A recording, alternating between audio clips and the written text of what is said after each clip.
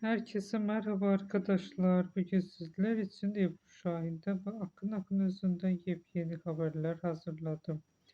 Akın Akın Özü cephesinde hareketli günler yaşanıyor. Özellikle uluslararası projelerle ilgilendiği konuşulan oyuncunun yurt dışı yapımlarla görüşmeler yaptığı iddia ediliyor.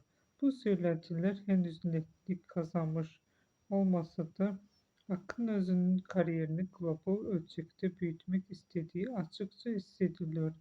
Ancak işin magazin tarafı da boş değil. İkili hakkında zaman zaman ortaya atılan yeniden aynı projede buluşacaklar iddiaları hayranlarını heyecanlandırırken bazı kaynaklar bunun şu an için sadece bir söylentiden ibaret olduğunu belirtiyor. Yine de bu ihtimal bile sosyal medyada büyük yankı uyandırıyor. Bugünlük benden bu kadar arkadaşlar. Görüşmek üzere. Hoşça kalın.